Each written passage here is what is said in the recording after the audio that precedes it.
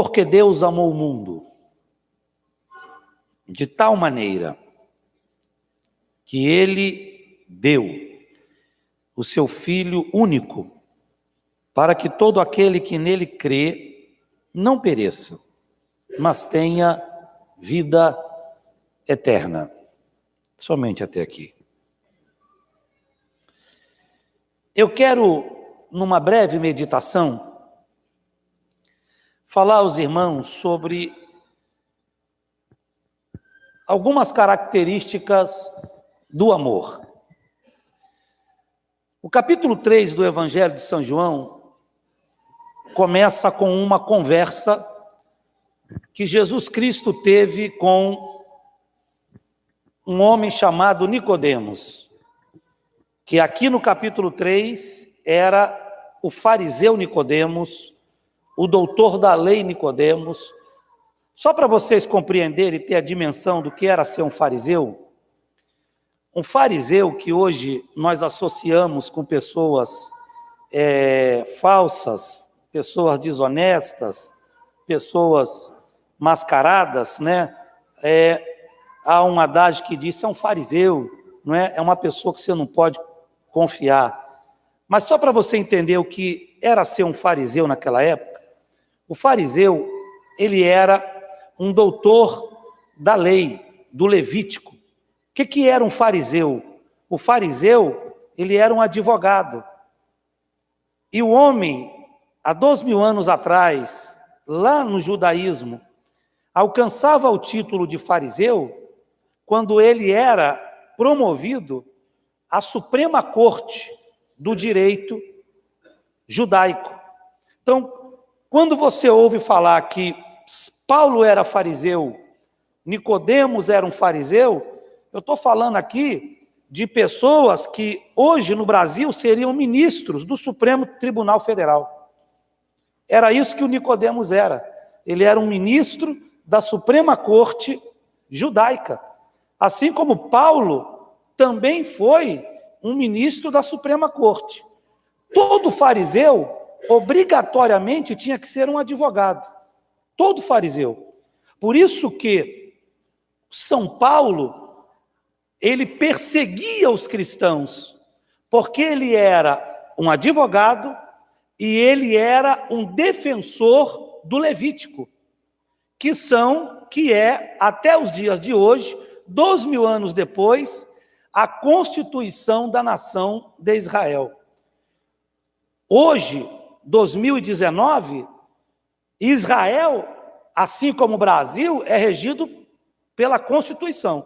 E a Constituição de Israel, hoje, ainda permanece sendo a carta ou o livro de Levítico, não é?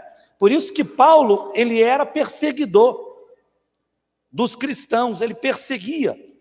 E esses homens, quando cumpriam bem o seu trabalho, o exercício da profissão, eles eram nomeados e indicados para a chamada Suprema Corte. E aí sim, eles eram nomeados fariseus.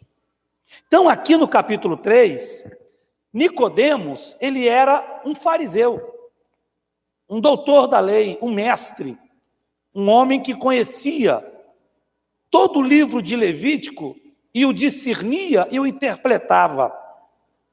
E este homem, se você pegar para ler do versículo 1 ao 6, ao versículo 6 ao 10, você vai ver que ele foi conversar com Jesus bem noitinha, porque Jesus, ele era o líder de uma seita.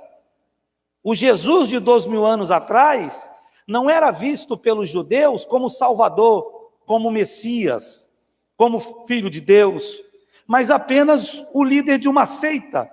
Assim como Barrabás também foi líder de uma seita e um movimento revolucionário. Por que Pilatos apresentou ao povo Jesus de um lado e Barrabás do outro? Porque na cabeça de Pilatos, ali tinha dois líderes revolucionários, dois líderes de grupos de pessoas que haviam se levantado contra o poder e o governo romano. A leitura que Pilatos tinha de Jesus era a mesma leitura que ele tinha de Barrabás. Então, Nicodemos foi conversar com Jesus à noite, para que ninguém visse esta conversa. Ele não poderia nunca ser visto conversando com alguém que era, aos olhos da população, contrária à lei de Moisés. De alguém que já havia dito que poderia destruir o templo e fazê-lo reerguer em 3 dias. Mas nesta conversa de Nicodemos com Jesus, Nicodemos inicia essa conversa dizendo: Rabi, mestre, bem sei que és profeta em Israel, porque ninguém poderia vir de Deus se não operasse os milagres que o Senhor opera. E Jesus Cristo libera para ele uma palavra do versículo 3. Na verdade te digo. Quando diz na verdade, Jesus está dizendo verdade absoluta, verdade que não se contesta, verdade que, aceitando ou não, ela permanece sendo verdade. Na verdade te digo, se não nascer de novo, não pode ver o reino de Deus.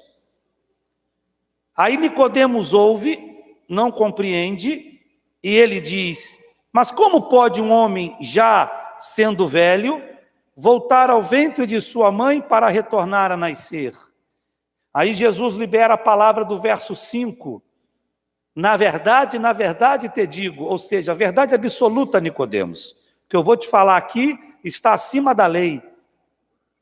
Na verdade te digo, quem não nascer da água e do Espírito não pode entrar no reino de Deus. E ali ele é tomado e tocado por aquela palavra, e ele começa a conversar com Jesus, e ali as palavras de Jesus entram no coração dele, e a religiosidade começa a ser quebrada, os dogmas começam a ser quebrados, e o evangelho entra na vida de Nicodemos. Quando Nicodemos foi falar com Jesus, no início do capítulo 3, eu repito, ele foi num horário que ninguém pudesse vê-lo conversando com Jesus, porque ali era o Nicodemos religioso. Mas depois que Nicodemos se converte ao cristianismo, o mesmo Nicodemos que teve medo e vergonha de ter sido visto conversando com Jesus, foi ele próprio que, quando Jesus estava lá na cruz do Calvário, ele usa a sua patente, a sua autoridade, e ele vai até Pilatos, e ele diz: olha, eu quero que vocês me permitam tirar o corpo do meu mestre da cruz, para que eu possa enterrá-lo. Então Nicodemos, que no início da conversa tinha vergonha de ser visto com Jesus, foi o mesmo que publicamente procurou o governador de Jerusalém e disse: eu quero sepultar o meu mestre. Quem tirou o corpo de Jesus da cruz foi Nicodemos, junto com José de Arimateia. Quem desceu o corpo foi Nicodemos. Quem preparou o corpo foi Nicodemos. Quem transportou o corpo de Jesus foi Nicodemos. Quem retorna com o corpo dele para a via dolorosa foi Nicodemos.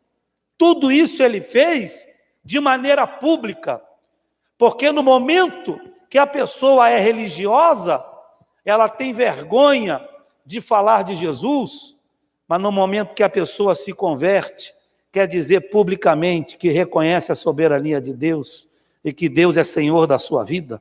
Aonde há conversão não há vergonha. Aonde há conversão, as pessoas têm prazer de dizer: eu sou de Cristo, porque sabe o tanto do amor e do milagre que recebeu na sua vida, para poder hoje ser chamado de filho de Deus. Então, Nicodemos aqui, ele recebe este amor de Jesus na vida dele. E o fariseu Nicodemos, mais tarde, se torna discípulo de Jesus. Nicodemos não foi um apóstolo, mas Nicodemos foi um discípulo, foi um seguidor, foi um homem que cumpria a palavra de Jesus. E ele foi uma pessoa que continuou levando a palavra do Evangelho depois que Jesus ascendeu aos céus. Aqui no mesmo capítulo 3, Jesus deixa registrado o versículo mais importante de toda a Bíblia Sagrada, que é o versículo 16. A Bíblia Sagrada contém 66 livros. Se você não entender nada dos 66 livros que você lê, mas você compreender o versículo 16 do capítulo 3 de João, você já entendeu o Evangelho de Jesus. O importante da revelação do Evangelho não é conhecer a Bíblia, mas é compreender João 3,16. Porque Deus amou o mundo de uma dimensão que não se tem como expressar, de maneira tal que deu, e este dar é no sentido original de ofertar, que ele ofertou o seu único filho, aquilo que ele tinha como único, que ele tinha de mais especial na eternidade. O céu é feito de categorias, de classes, das chamadas hostes angelicais. Na eternidade existe, na primeira patente, os serafins. Quem são os serafins? Os serafins são aqueles seres divinos que cada um tem 6 asas. Com 2 voam, com 2 cobrem o rosto, com 2 cobrem os pés.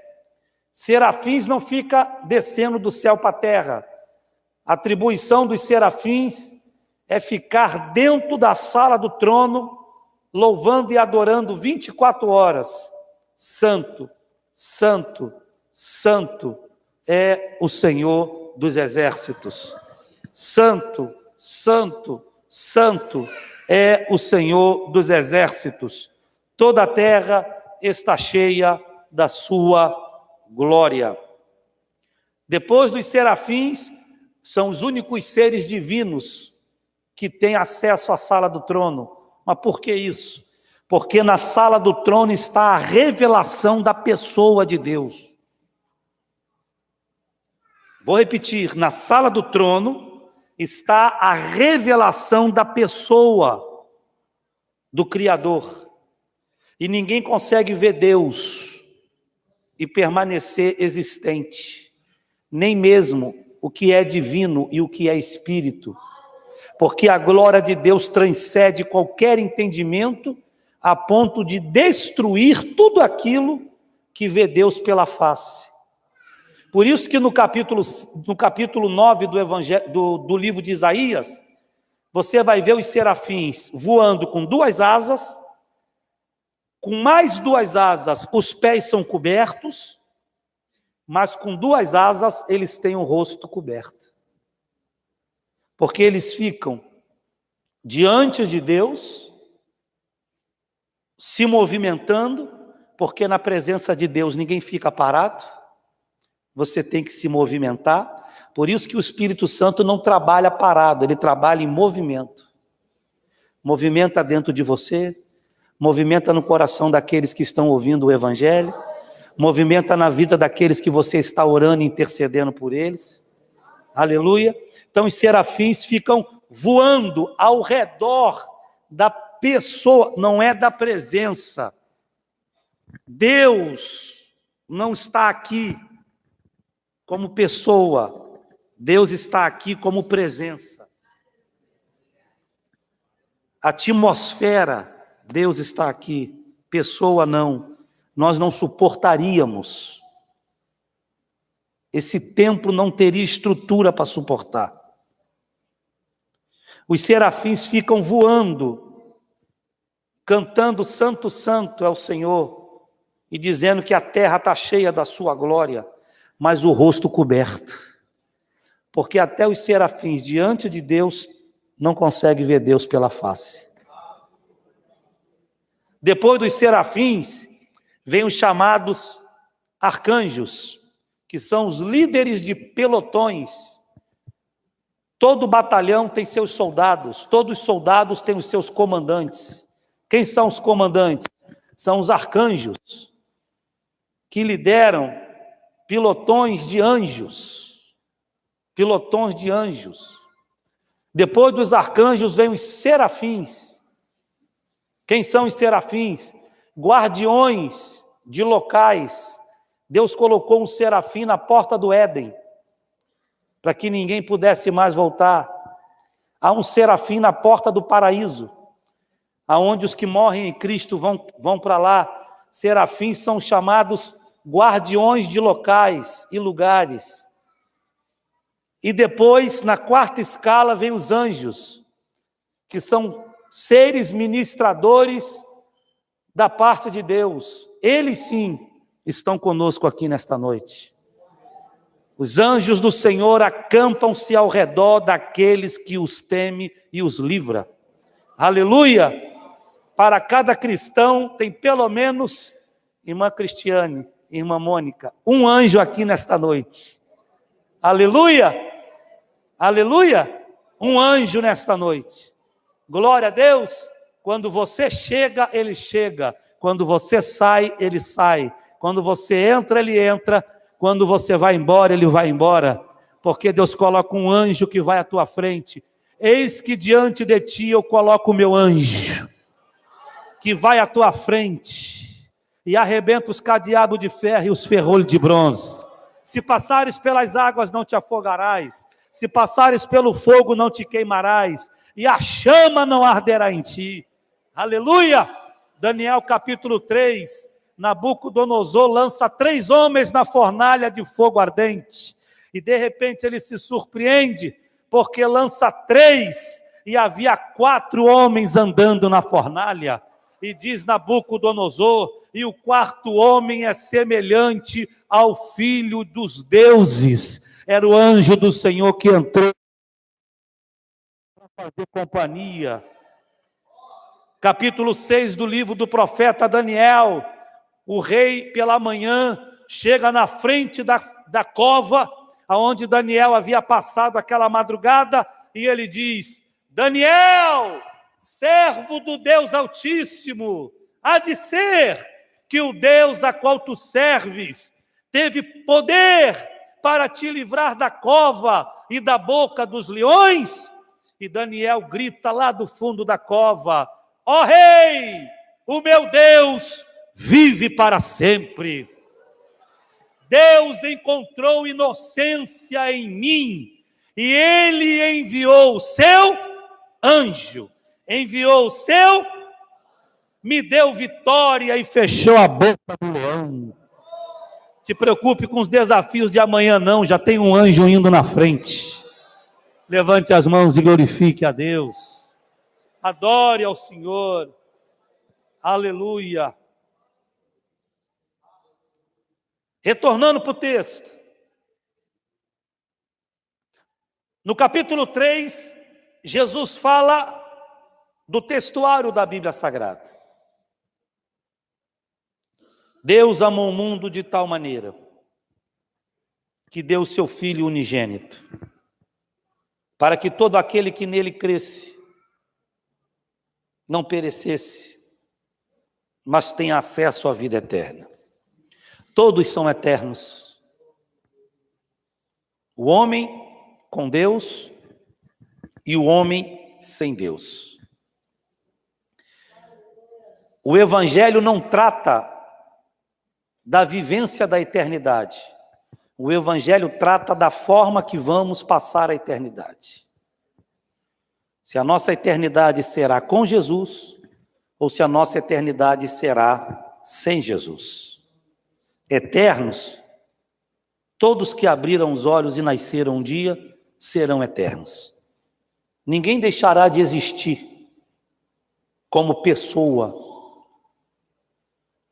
Todos são eternos. Se neste corpo ou fora dele, quando irmos para uma dimensão de eternidade e passar pelos umbrais das portas eternas, ali é como se tivesse uma bifurcação. Você está passando pelo portal da eternidade, chamada morte. E diante desse portal tem uma bifurcação. É ali que é o momento da prestação de conta. É no momento que se passa pelo umbral da eternidade que vai se ver se vai para a direita ou se vai para a esquerda. Se vai para a perdição e para o tormento ou se vai para o momento da eternidade ao lado do Salvador. Jesus queria que Nicodemos entendesse o seguinte: sua eternidade com Deus não virá pela patente. Sua eternidade com Deus não virá pelo seu conhecimento. Sua eternidade com Deus não virá pelo prestígio que você tem. Sua eternidade com Deus virá pela revelação do Evangelho. E por isso que Jesus disse para ele, no capítulo 3, o versículo 16, Nicodemos, deixa eu te falar uma coisa, que é muito mais importante do que o livro do Levítico, muito mais importante do que a Constituição judaica. É a expressão do amor. Deus amou o mundo de uma forma tal que não há palavras para dimensionar a grandeza desse amor, que ele ofertou o seu único filho. E Jesus estava falando dele mesmo. Aquele que você está conversando com vergonha, esse é a oferta de Deus para você nesta noite. E ele ouviu e creu e acreditou naquilo. Eu paro a narrativa do capítulo 3 e entro numa aplicação exegética. O que é o amor? O que é o amor? Todos vivem, cantam, sonham, veem filmes falando sobre o amor.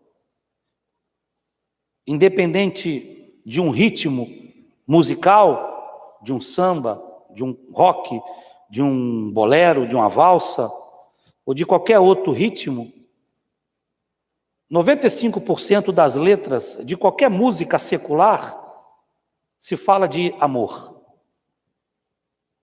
de relação de duas pessoas. O que é o amor? Primeiro, amor não é um sentimento.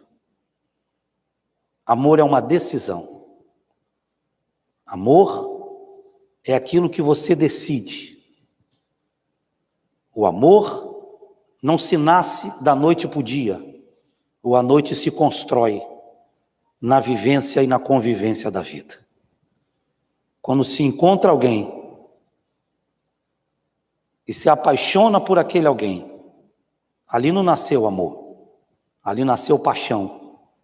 É a atração física, é a atração por aquela pessoa, que esta paixão une. E ali, depois de unido, virando namoro, noivado, aí começa a nascer o sentimento do amor. Quando você casa com uma pessoa, ou 90% das pessoas casadas, casaram-se novos. Você nova, esposa nova, marido novo, cabelo bonito, pele lisa, e os anos vão se passando, o cabelo vai caindo, pele vai enrugando. Mas é interessante que quanto mais tempo de casado fica, mais bonito você acha que o seu marido está, ou que a sua esposa fica. Quanto mais você fica casado, 20 anos de casado, 25 anos de casado, você diz, você é mais bonito do que era quando eu te conheci. Quando eu te conheci, eu estou falando por ela, você não tinha essa barbichinha de bodinho. Agora você tem. É lindo. E para ele arrancar essa barbicha, tem que pedir para ela. Senão dá luta em casa.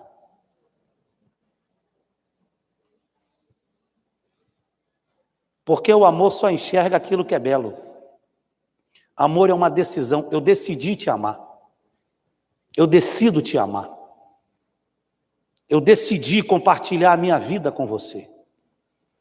Porque é que o amor e o ódio andam muito ligados um ao outro.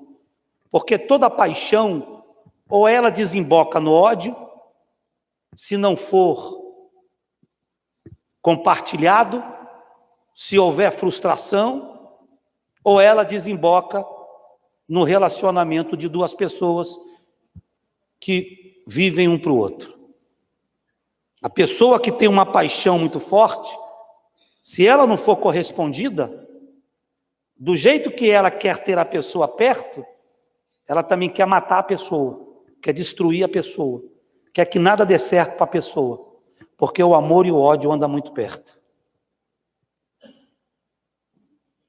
Por isso que, após o impulso da paixão, e aí eu digo que a paixão é um sentimento, precisa-se haver a maturidade para se desenvolver o casamento, ou o amor.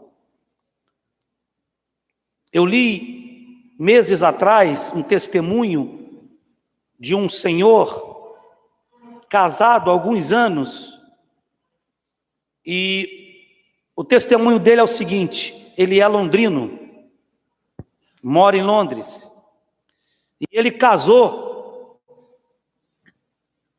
e ali mostrou, nessa reportagem, a foto do casamento dele. Ele, um jovem rapaz, casando-se com uma bela moça, diante do altar, celebrando ali o casamento.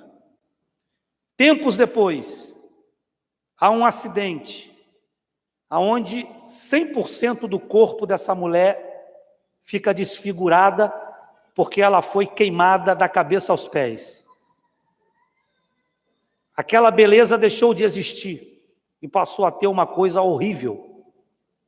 O rosto, cabeça, sem cabelo, perdeu todo o cabelo do corpo, desfigurou tudo. E a família do rapaz disse para ele: larga ela.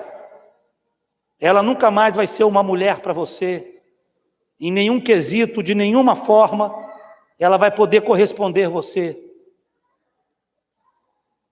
Aquele acidente não só desfigurou o corpo dela, mas também a colocou deitada numa cama, que ela depende dele para se alimentar, depende dele para poder tomar um banho.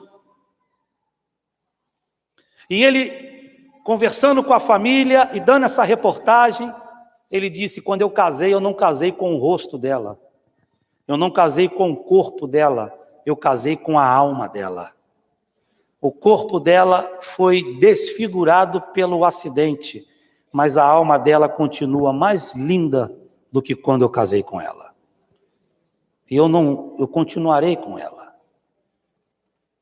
O que é o amor? O amor é a união de almas. Por que uma mãe não desiste de um filho? Porque a alma daquela mãe está ligada à alma daquele filho. Por que você, quando é mãe e pai, se alguma coisa acontecer com seu filho lá fora, agora, você vai ter um sinal ruim. Você vai ficar incomodado. Porque a alma do teu filho lá fora está ligada com a sua. Porque essa criança saiu de dentro de você. O cordão umbilical pode ter cortado, mas a aliança da alma continua. E isso é o amor. Amor não é um sentimento. Amor é uma decisão. Eu decido te amar. E quando diz decidir amar, está dizendo: eu decido me ofertar para você, cuidar de você, estar do seu lado, independente de fases e momentos. Eu estar com você, quer na doença, quer na saúde, quer na dificuldade financeira, quer numa abastança, eu estou do seu lado por que der e vier. Primeira característica: amor é uma decisão.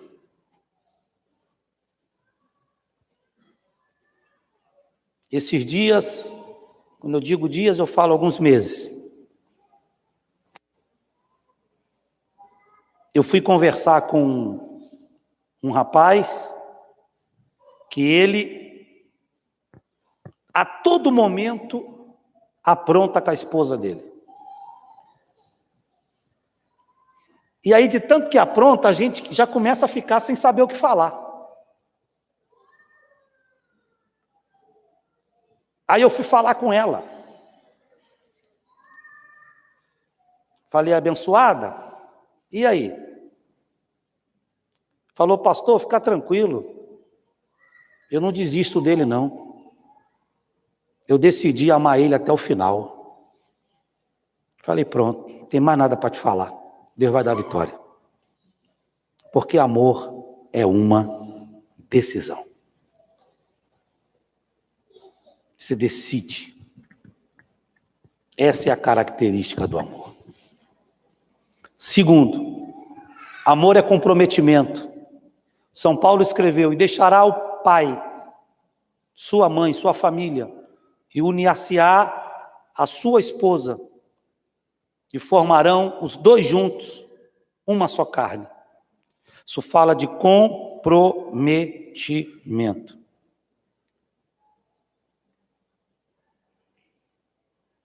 A submissão de uma mulher não está no autoritarismo de um homem.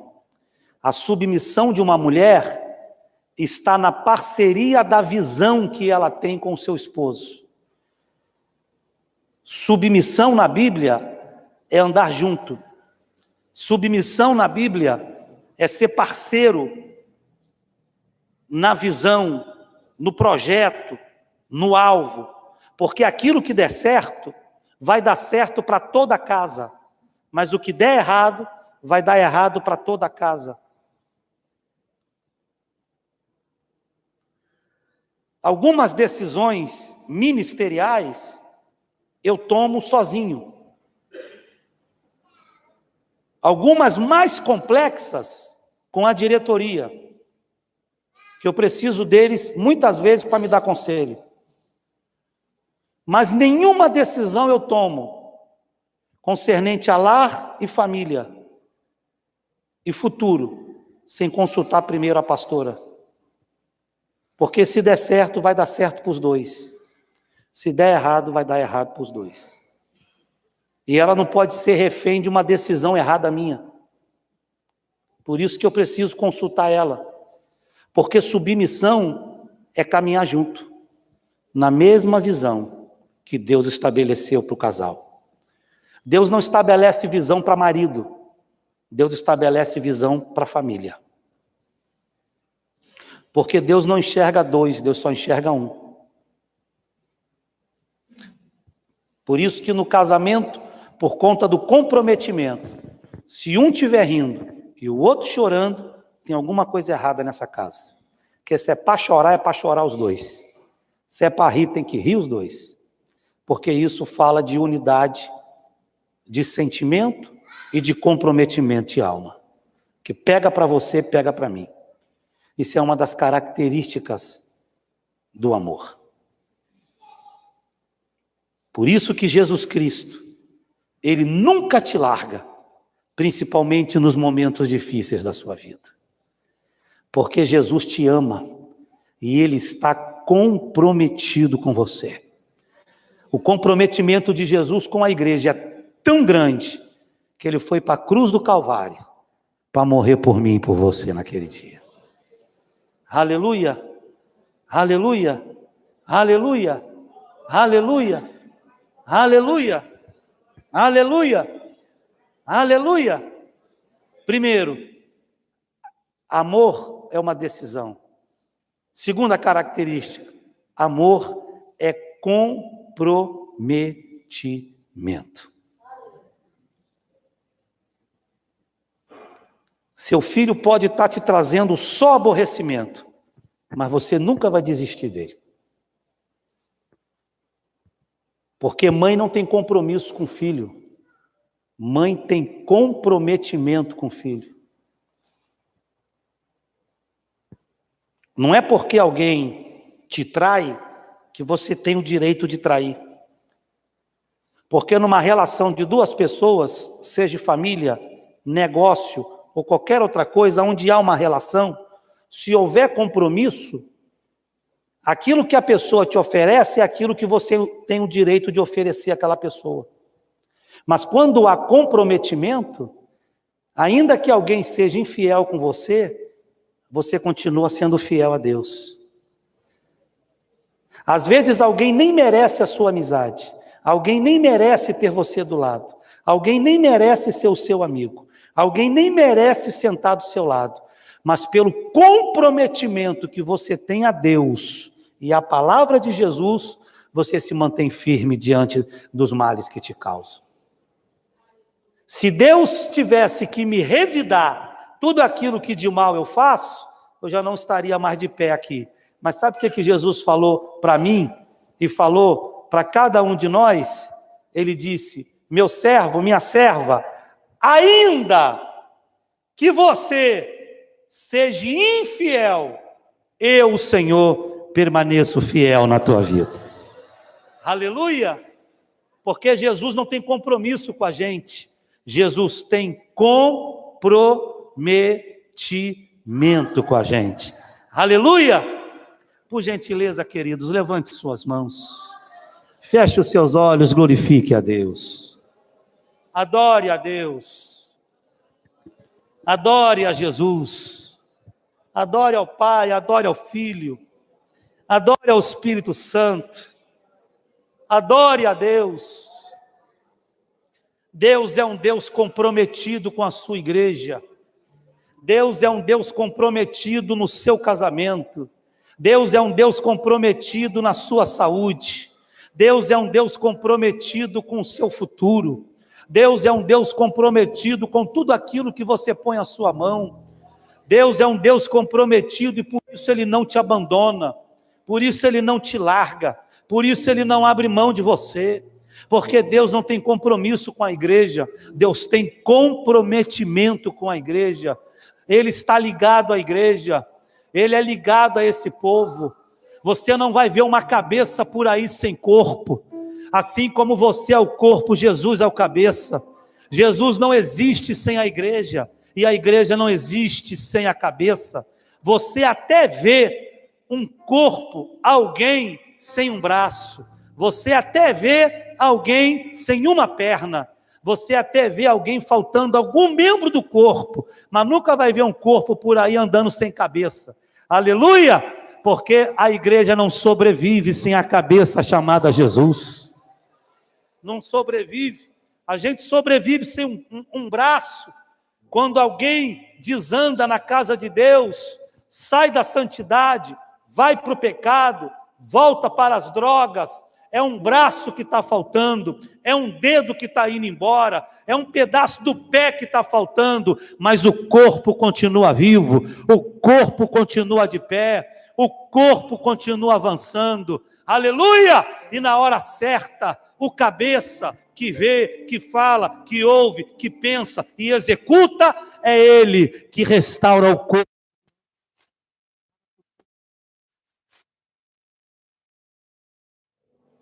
Tenha comprometimento com o seu trabalho, tenha comprometimento na profissão. Tudo aquilo que você fizer, você vai fazer com zelo. Tudo aquilo que você fizer, você vai fazer com excelência. E tudo que se faz com excelência, por mais simples que seja, brilho aos olhos daqueles que estão perto de você. E a promoção vai vir, o reconhecimento virá, o aplauso das pessoas virá, porque você está fazendo com excelência, está fazendo com comprometimento. Aonde há comprometimento, há excelência. Na mais simples atitude, a excelência. No preparar um alimento, no comprar um presente.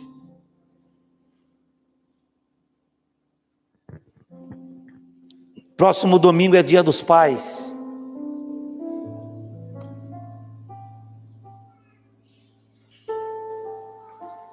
O que um pai quer não é o presente de um filho. O que o pai quer é que o filho lembre dele.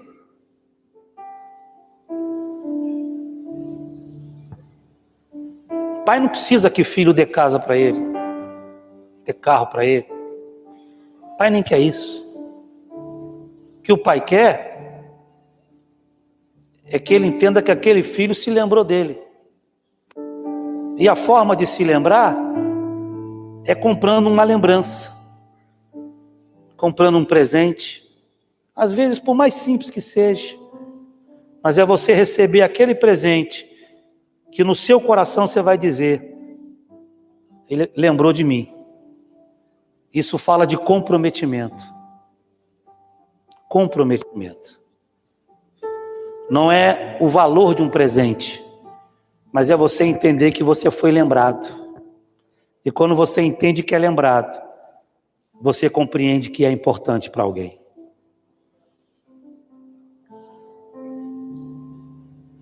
Por que muitas pessoas dão cabo da sua vida? Tentam suicídio. Porque essas pessoas entendem, de forma errada, que não são mais importantes para ninguém. E que ninguém as valoriza mais. O diabo faz a pessoa entender que a vida dela não vai fazer falta para ninguém. E que ela é uma vergonha. Aí a pessoa perde o prazer da vida e tenta tirar a sua própria vida. No momento mais difícil da sua vida, e eu termino aqui a reflexão, por mais que você esteja perdendo coisas, por mais que você esteja no vale das assombrações, das ameaças, e as vozes gritam no seu ouvido para desistir, sempre você tem que se lembrar que você é importante para muita gente que está em sua volta. E que tem pessoas que precisam de você. E você representa coisa boa para muita gente. Há pessoas que oram por você, querem o teu sucesso e refletem em você a glória de Deus. Aleluia, aleluia, aleluia, aleluia. Por favor, queridos, levante as mãos e glorifique a Deus. Adore a Deus. Adore ao Pai, adore ao Filho. Adore ao Espírito Santo.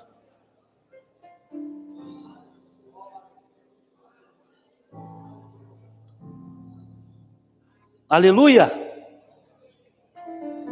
Ame.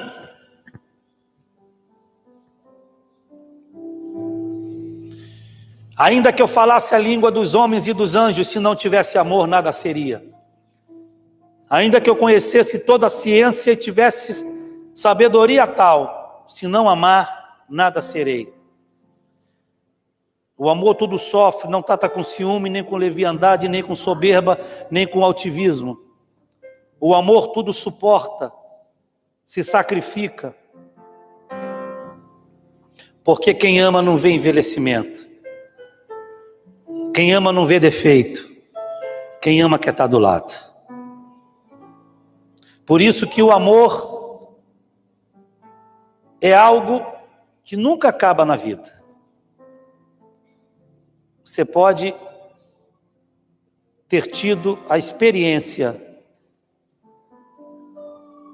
como já teve, de ter sepultado pessoas que você ama. A morte tirou essas pessoas ou te privou de ter essas pessoas do seu lado. Mas não é por isso que você deixa de amar. Porque amor não acaba. O amor permanece enquanto a gente vive. Se você hoje não tem um pai, e o seu pai hoje está na eternidade, você pode não ter a companhia dele, mas você continua amando ele. Porque o amor não cessa nunca. Amor continua. Aleluia, aleluia, aleluia, aleluia. Amor não acaba, amor permanece. A paixão é o resultado da carne. O amor, mais do que um sentimento, ele é um dom de Deus. É uma expressão de Deus na sua vida. E tudo que vem de Deus para você se torna eterno. não acaba nunca, porque as coisas de Deus permanecem para toda sempre. Aleluia! Ame com gesto, ame com atitude, ame com um beijo, ame enquanto tem, ame enquanto pode, ama enquanto tem do lado. Aproveite os momentos, os minutos, as oportunidades que se tem, porque a vida passa como fumaça, e o momento em que se desejar ter, talvez não vá poder ter. Ame, agarra, beija, faz carinho, puxa a bochecha. É isso. Aproveite a oportunidade, que daqui a pouco cresce, daqui a pouco vai, daqui a pouco a gente perde, daqui a pouco deixa de ter, aí só fica a saudade. E a saudade, só a graça de Deus para dar suporte, para suportar. Aleluia!